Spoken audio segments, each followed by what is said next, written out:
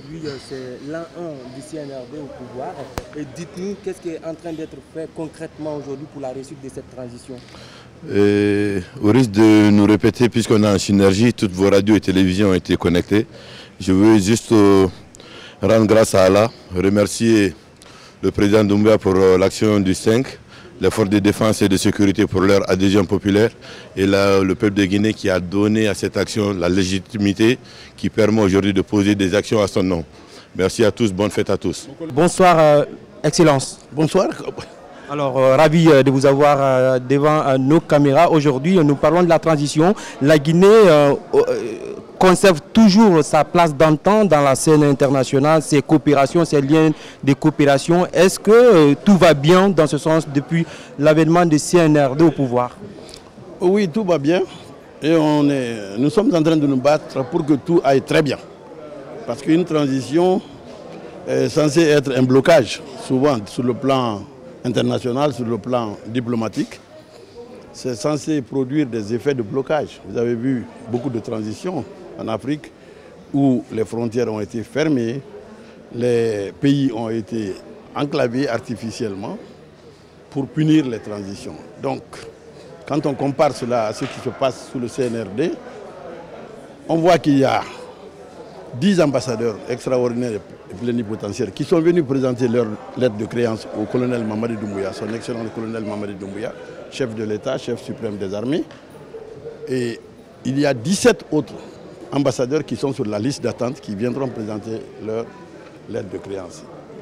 Et parmi ces ambassadeurs, il n'y a pas des moindres, je ne vais pas en citer pour ne pas faire de frustration, d'erreurs diplomatiques, mais ça veut dire que non seulement nous ne sommes pas enfermés, mais nous avons beaucoup plus de fréquentation encore.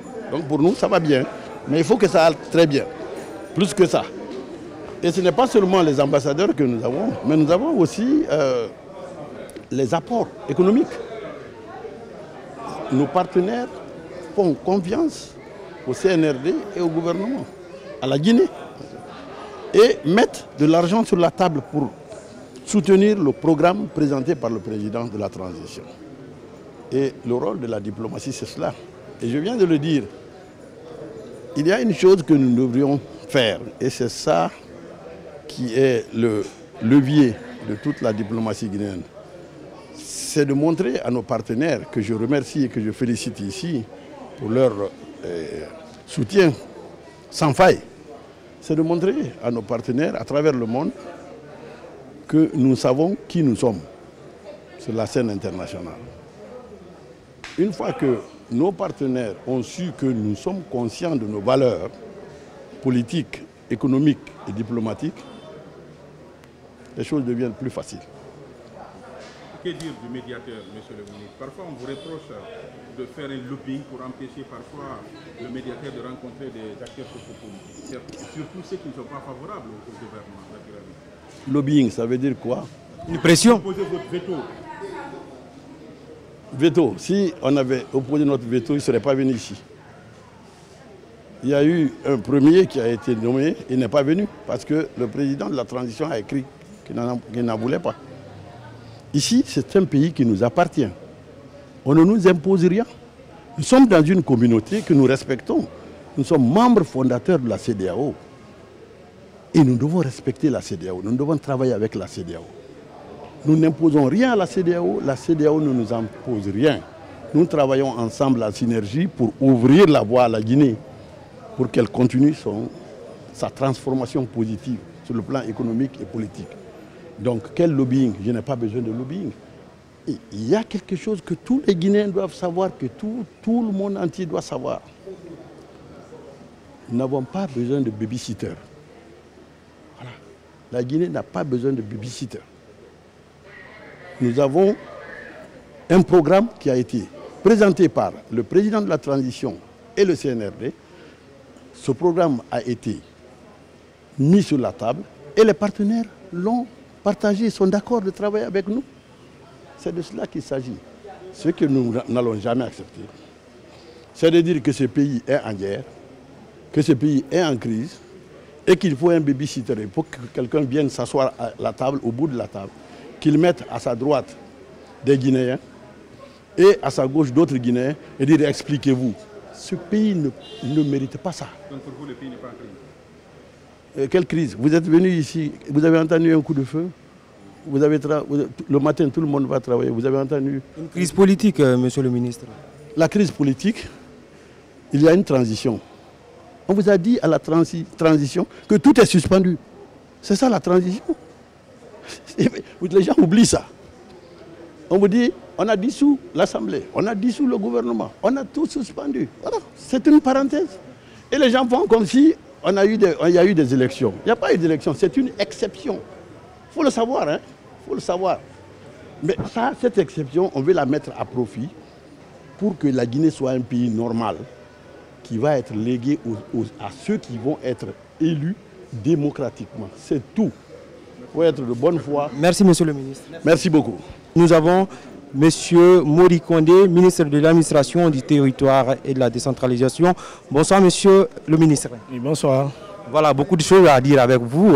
Nous sommes à l'an 1 du CNRD, prise de pouvoir le 5 septembre 2021 et 5 septembre 2022, un an jour pour jour. Dites-nous concrètement, qu'est-ce qui ne va pas dans vos secteurs à nos jours? Et les exploits pertinemment, ce qui a marché. Bon, je pense que dire qu'est-ce qui ne va pas, ce n'est pas la bonne question parce que à notre arrivée, nous avons posé un diagnostic. C'est sur la base de ce diagnostic que nous avons élaboré un plan de travail pour pouvoir apporter des solutions et qui puissent être une réponse adéquate à ce qu'on a identifié comme problème. Et du point de vue global, la suite également de l'immersion, ça nous a permis davantage d'améliorer notre compréhension et sur tout ce qu'on a comme défi pour le bon fonctionnement de l'administration au niveau déconcentré et au niveau décentralisé. Et quand je prends du point de vue légal et juridique, vous conviendrez avec moi que le ministère de l'administration du territoire et de la décentralisation, en plus d'être la tutelle de l'ensemble des organisations politiques et sociales du pays, assure également la tutelle des administrateurs territoriaux qui ont la charge de conduire toutes les actions de l'État dans les sous-préfectures, préfectures et régions du pays. De l'autre côté, il assure également la tutelle des structures décentralisées, notamment les communes urbaines et les communes rurales, qui ont la charge de développer les politiques publiques de développement local à la base dans les communes urbaines, dans les communes rurales et dans les régions en tant que collectivité. Aujourd'hui, beaucoup de Guinéens pensent que ce dialogue il est au point mort. Qu'est-ce que votre département fait aujourd'hui pour la relance de ce dialogue? Non, je pense que c'est cette communication que beaucoup d'entre vous ont voulu faire croire aux Guinéens sur la question des dialogues. J'étais sur le plateau. Je pense que je ne trouve pas très opportun de revenir sur la question déjà que j'ai assez martelé sur le plateau. Mais si vous le désirez, je vais vous dire ici, à la prise du pouvoir par le CNRD le 5 septembre, quelques jours après la prise du pouvoir par les forces de défense et de sécurité, une concertation nationale a été organisée au Palais du Peuple. Pendant cette concertation nationale, l'ensemble des composantes de la nation ont été invités lors de cette concertation nationale. À la suite de ces concertations, nous avons demandé à ces composantes de travailler sur des mémorandums pour nous faire des propositions sur tout ce qui fait trait à la conduite de la transition. C'est sur la base de cela que le CNRD a élaboré la charte de la transition. À l'issue de l'élaboration de la charte de la transition, toujours en fouillant dans ces mémorandums, le CNRD s'est aperçu que le peuple de Guinée dans son entièreté, représenté par l'ensemble des composantes qui ont été reçues au Palais du Peuple, ne voudrait pas avoir d'un gouvernement assez pléthorique et militarisé. C'est pourquoi le CNRD a nommé un gouvernement civil et un gouvernement à nombre réduit de 25 ministres et des secrétaires généraux. Après, nous avons mis en place le CNT. Pendant la mise en place du CNT, malgré que la charte nous donnait la légitimité de décider nous-mêmes, nous avons reçu l'ensemble des acteurs politiques réunis à l'époque autour de 17 coalitions politiques. Nous avons demandé sur quels peuvent être les critères possibles pour la mise en place du Conseil national de la transition. Après avoir donné leur avis, c'est sur la base de ça que nous avons fixé les critères. Mais malgré tout cela, la classe politique, au lieu de 15 représentants, nous avons reçu des centaines de propositions venant d'eux, où nous avons à un moment donné été obligés d'arbitrer pour avoir les 15. Après cela, c'est le gouvernement qui a décidé de mettre en place un cadre de dialogue. Mais pour ne pas qu'on soit taxé d'avoir fait un travail unilatéral et de façon solitaire, j'ai reçu l'ensemble des acteurs politiques réunis autour des coalitions de partis politiques. L'ANAD, la coalition dirigée par l'ancien Premier ministre Sidya Touré, la coalition du Dr Ousmane Kaba, la coalition de Elhadji Mohamed Silla, ainsi de suite. J'ai reçu à tour de rôle l'ensemble de ces coalitions avec à la clé deux questions. quel type de cadre de dialogue ils souhaitent, quelles sont les questions qui doivent être discutées autour de ce cadre de dialogue. Ils ont tous répondu. Mais pour les mesures de prudence, j'ai écrit un courrier en leur demandant d'écrire formellement leurs propositions. Toutes ces coalitions des partis politiques ont écrit de façon formelle le type de cadre de dialogue qu'ils souhaitent que le gouvernement mette en place et les questions qu'ils souhaitent qui doivent être discutées à l'intérieur de ce cadre de dialogue. Si vous voulez, après cette entrevue, je serai disposé à vous donner les copies des propositions qui ont été à l'époque envoyées par ces acteurs politiques. Maintenant, c'est sur la base de leurs propositions-là que nous avons mis en place le cadre. Lorsque le cadre a été mis en place, au début, tous les acteurs venaient. Mais je vais vous dire, ce n'est pas un problème de dialogue. Chaque fois qu'un acteur politique qui dirige une coalition a un problème avec la justice, lui se retire du cadre de dialogue en disant désormais que non, je ne viens plus, il faut qu'il y ait un dialogue sincère. Le dialogue sincère, ce veut dire quoi? L'abandon des poursuites judiciaires. Pourtant, lors des concertations au Parlement du peuple, ce sont ces mêmes acteurs qui nous ont dit que le peuple de Guinée a été trop abusé, qu'il fallait mettre en place une structure qui puisse désormais assurer une certaine moralisation de la gestion publique, qui puisse faire un regard sur le passé en termes de gouvernants, mais aussi qui puisse être aussi une épée sur la tête des gouvernants actuels que nous sommes et des futurs gouvernants de ce pays. Maintenant, aujourd'hui, comme parmi eux, certains acteurs ont été appelés devant cette cour, ils se retirent tout de suite en disant que non, il n'y a pas de dialogue, moi je me retire. Mais ce n'est pas un problème de dialogue, comme on veut faire croire au peuple de Guinée. Mais c'est chaque fois qu'un acteur politique est invité par la justice, tout de suite, lui, sa coalition se retire. Sinon, le cadre de dialogue existe. Dans les jours à venir, nous allons encore convoquer une session pour présenter jusqu'où nous sommes dans le cadre de la mise en œuvre de l'agenda de la transition et avoir leur avis sur un certain nombre de documents avant d'y aller. Maintenant, vous remarquerez que, par exemple, quand je parle de la coalition correcte dirigée par Mamadou Sylla, il était à toutes les activités organisées par le CNRD et le gouvernement. Mais dès que lui il a été aussi convoqué devant la CRIEF, le lendemain, il a demandé à sa coalition de se retirer du cadre de dialogue. C'est de vous dire que ce n'est pas un problème de dialogue, mais c'est plutôt un problème personnel lié à des individus, malheureusement, qui dirigent des coalitions de partis politiques. Récemment lancé un processus de visite dans les QG des partis politiques à l'intérieur du pays, mais depuis lors, l'affaire est restée lettre morte. Ce n'est pas resté lettre morte. Je pense que c'est parfois, c'est ce que je dis, allez toujours à la recherche de l'information. Vous avez la Direction générale de l'administration électorale et des affaires politiques qui est quand même assez ouverte et qui peut vous donner les informations en temps réel. Il faut aller à la recherche de l'information. Ce n'est pas une lettre morte. C'est un processus qui a été engagé. Ils ont travaillé sur les outils. Les courriers sont en train d'être envoyés avec les outils aux acteurs politiques. Qu'est-ce que nous voulons éviter? Nous ne voulons pas que ces missions soient perçues comme des missions d'audit ou des missions contraignantes aux acteurs politiques. Ça va commencer à crier. Est-ce que vous comprenez? Nous avons dit clairement dans le communiqué que des outils vont être mis à la disposition des acteurs politiques. Lorsqu'ils vont recevoir ces outils, c'est quelques jours après qu'ils vont recevoir la visite. Et aujourd'hui, ce qui est en train d'être fait, je pense que cette semaine qui démarre, certaines formations politiques sont programmées qui vont recevoir la visite de ces cadres du ministère de l'administration du territoire et des cadres d'autres départements qui ont été associés à ce travail. Monsieur le ministre, on ne peut pas vous avoir sans aborder la question du FNDC. D'aucuns disent que le FNDC ne devrait pas être dissous dès lors qu'il n'a pas d'agrément. Quelle est votre réaction par rapport à cette question? Vous savez, dans ce pays, n'importe qui peut se donner le plaisir de commenter n'importe quel sujet. La question liée aux organisations de la société civile sont très claires. Le ministre de l'administration du territoire et de la décentralisation assure la tutelle de l'ensemble des organisations politiques et sociales, agréées et non agréées. Je vais vous donner un exemple. Les CRE ne sont pas des structures agréées, mais c'est des structures pourtant qui existent dans notre pays. Lorsque leur activité enfreint à la loi, le ministre de l'administration du territoire et de la décentralisation ou ses représentants, les gouverneurs et les préfets peuvent prononcer la dissolution et le transfert de l'ensemble des actifs et passifs de cette structure non agréée à une autre structure poursuivant les mêmes buts et objectifs que la structure qui a été dissoute. Malgré sa dissolution, le FNDC toujours continue à faire quand même les activités, si cela ne vous inquiète pas? Non, je pense que sur la question, ce n'est pas ces individus qui parlent au nom de cette entité qui a été dissoute, mais c'est plutôt des acteurs politiques qui ont du mal à assumer leurs responsabilités au nom de leur parti politique qui se cachent toujours derrière cette structure pour parler. Sinon nous connaissons tous, nous sommes des Guinéens, arrêtons de nous voiler la face. C'est une structure qui n'a jamais qui a été dissoute, mais vous avez des acteurs politiques qui ont du mal, parce qu'au nom de leur formation politique, ils ont du mal à pouvoir mobiliser les citoyens, qui se cachent toujours derrière ces jeunes malheureusement, qui eux-mêmes ne comprennent pas ce dans quoi ils se retrouvent. Cette dernière question, monsieur le ministre, c'est par rapport à la dissolution des conseils communaux. Aujourd'hui, certains vous accusent parce qu'on a vu quand le président Fakonde était venu, il y a eu la mise en place des délégations spéciales. Certains vous accusent d'aller dans cette logique-là pour avoir une main mise. Parce que écoutez, ce n'est pas l'accusation de certains là qui fait fonctionner l'État. Nous avons une structure qui existe au ministère de l'administration territoriale qui est l'inspection générale de l'administration territoriale. Nous avons également l'inspection générale des finances qui est en train de faire un travail. J'avais annoncé pendant l'immersion gouvernementale, lorsque certains de vos confrères m'ont posé la question par rapport au dégel des comptes des collectivités. J'avais subordonné la question liée au dégel des comptes des collectivités aux missions d'évaluation par rapport à leur gestion.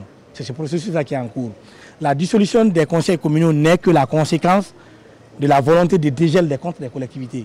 C'est-à-dire que chaque fois que la mission arrive dans une collectivité, avant que moi je ne signe la décision de dégel des comptes d'une collectivité, nous envoyons une mission qui regarde la gestion passée et les anciens rapports d'audit et d'évaluation qui existent au niveau de la collectivité, c'est sur la base de ça.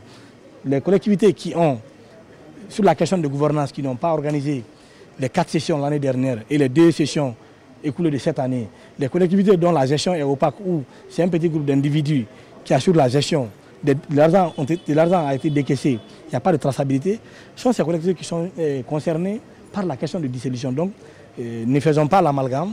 Si l'ancien président l'a fait, lui il était un homme politique, il avait son parti politique, nous n'avons pas de parti politique. Mais encore une fois, si l'ensemble des 362 collectivités sont concernées par la question de mauvaise gouvernance, ils seront remplacés par la délégation spéciale. Il n'y a pas de demi-mesure. Merci Monsieur le ministre. Merci beaucoup.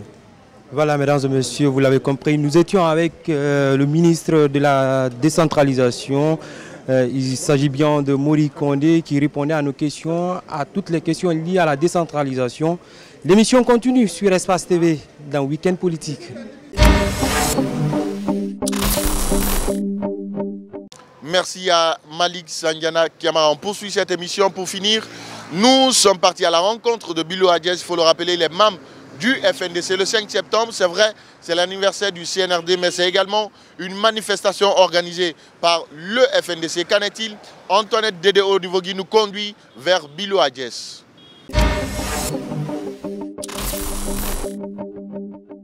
Cela fait jour pour jour 365 jours un quart depuis que le CNRD, issu du groupement des forces spéciales, s'est emparé du pouvoir en déposant l'opposant historique devenu président de la République en 2010. Durant 12 mois, il y a eu des hauts et des bas. L'autopsie sans complaisance des questions des droits de l'homme, c'est dans ce numéro de Week-end Politique. Avec notre invité, nous passerons au scanner les événements qui ont jalonné les 12 derniers mois de l'avènement de l'homme du 5 septembre. Ici et maintenant avec nous, Mamadou Biloba, il est le responsable des antennes chargé à la mobilisation au sein du FNDC. Bonjour Mamadou Biloba. Bonjour madame et bonjour à vos milliers d'auditeurs et de téléspectateurs. Bienvenue dans Week-end Politique. Merci. Alors d'entrée de jeu, dites-nous comment se porte le FNDC.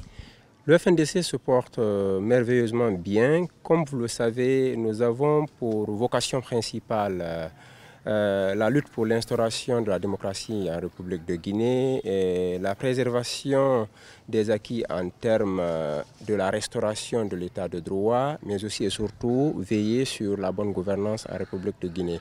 Donc comme vous le savez, nous sommes toujours unis et solidaires et nous sommes en train de mener le combat comme cela se doit et selon les règles de l'art.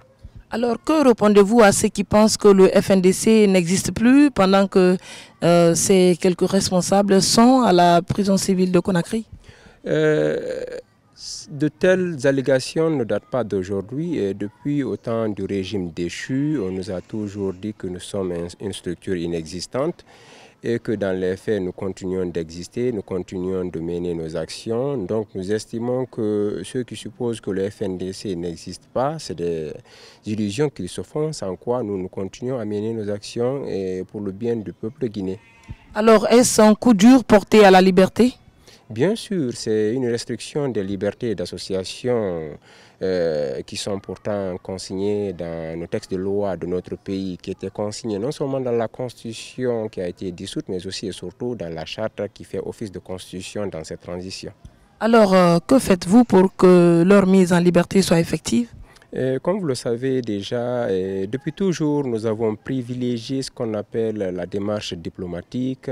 Nous avons commencé au tout début par donner un temps moratoire au CNRD afin qu'il puisse vraiment poser les jalons qui puissent nous mener vers non seulement la refondation dont ils font allusion, mais surtout le retour à l'ordre constitutionnel.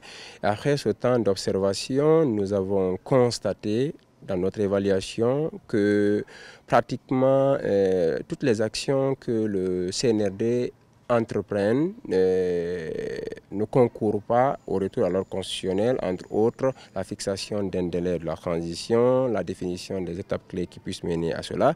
C'est ainsi qu'on a commencé également à mener toujours des démarches au niveau national et international pour alerter, attirer l'attention, faire des propositions afin qu'on n'en vienne pas au dernier recours que nous disposions et qui constitue une arme pour nous, c'est-à-dire la rue, et pour faire valoir notre droit de manifester. Donc nous sommes en train de nous battre, comme la lutte paye toujours et que c'est à travers la lutte qu'on obtient ce qu'on veut, ce qui se doit et qu'on obtient nos droits. Donc au moment où je vous parle actuellement, nous avons nos camarades qui sont en prison et d'autres qui sont exilés et certains qui sont là dans une prison à ciel ouvert. Si vous parvenez à être enlevé par, je ne sais pas, l'État, par le MATD, qui a d'ailleurs dissous votre organisation, qu'est-ce que vous comptez encore faire? Est-ce qu'il faut faire recours à la rue ou bien est-ce qu'il y a d'autres méthodes de revendication? Depuis les années 90, la Guinée s'est engagée dans la démocratie. Et à travers tous nos textes de loi et même avec cette transition, nous avons réitéré l'engagement de se conformer aux traités et engagements internationaux à travers cette charte.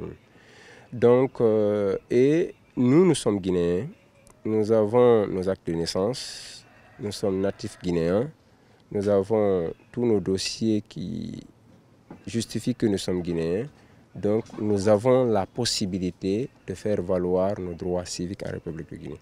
C'est ce qui fait que malgré toutes les menaces, toutes les intimidations, malgré que nous avons affaire à une armée au pouvoir, jusqu'à preuve du contraire, nous supposons que nous avons des frères en face. C'est ce qui fait que si nous n'avons pas peur, ce n'est pas par défiance, mais c'est parce que nous estimons que, quel que soit ce qui advient, on pourra se comprendre et se retrouver autour de la table et échanger, dialoguer entre Guinéens lorsque les températures vont baisser, lorsque tout le monde va redescendre sur terre, lorsque nous allons voir l'intérêt de la nation au-dessus de tout, nous parviendrons à nous remettre ensemble afin de discuter entre frères et sœurs pour le bien de ce peuple.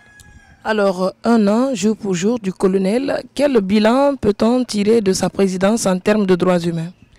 En fait, lorsqu'on veut faire un bilan, évaluer une gestion, on se réfère aux engagements de départ. Et ces mêmes engagements sont consignés dans la charte de la transition, dans la feuille de route du gouvernement, dans les discours programmes politiques, dans les discours du président de la transition, etc., etc. Nous constatons qu'il y a un fossé étanche, qu'il y a une inadéquation entre ce qui est dit et ce qui est fait. Donc, nous comptabilisons ce qu'on appelle une désillusion. Nous sommes beaucoup plus affectés parce que nous faisons partie de ceux qui avaient accueilli avec une liesse populaire cette junte au pouvoir. Nous avons été ceux qui avaient, à un moment donné de notre lutte, appelé à une intervention de l'armée parce qu'on avait estimé que M. Alpha Condé s'était offert un mandat de trop et que ce mandat de trop aurait eu des répercussions sur le développement du pays, sur le bon vivre ensemble, mais aussi sur l'ancrage de la démocratie.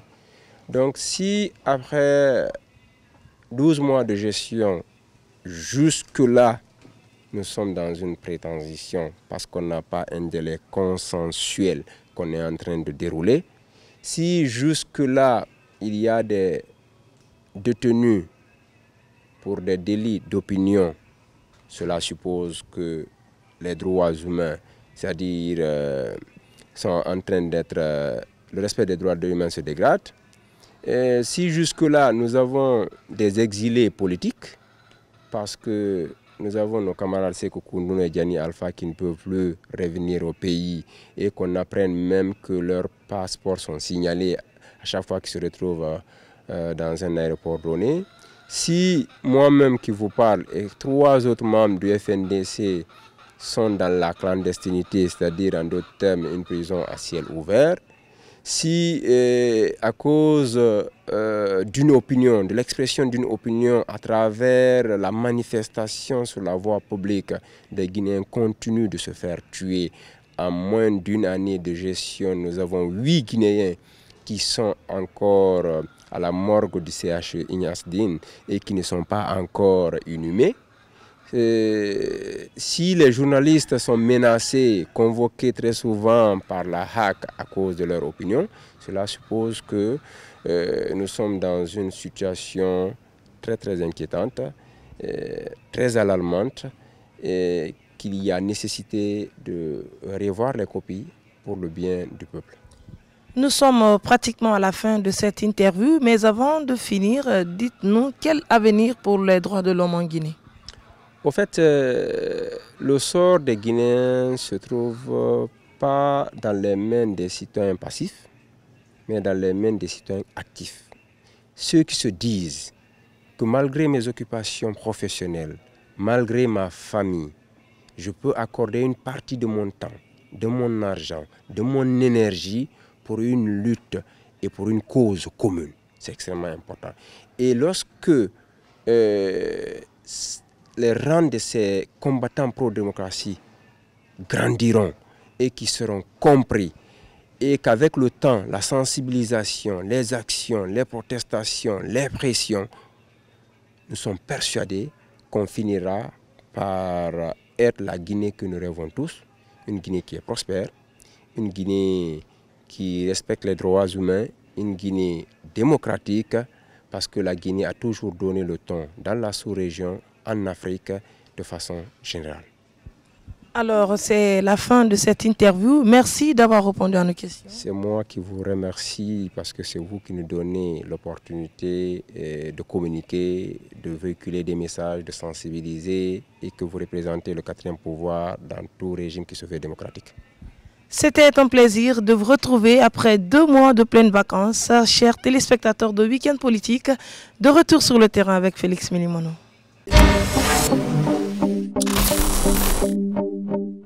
Merci à Antoinette Dédé Onivogui qui a conduit cette interview avec Bill Loba du FNDC. Ça n'est fini au compte de ce premier numéro de la saison 16 de votre émission Week-end Politique. Merci à Koto Sadou, merci à Alcène Camara qui était au cadrage, Mamoudou Kondé le Colosse qui réalise cette émission. Prenez soin de vous, prenons ensemble soin de la Guinée parce que c'est notre patrimoine. Au revoir.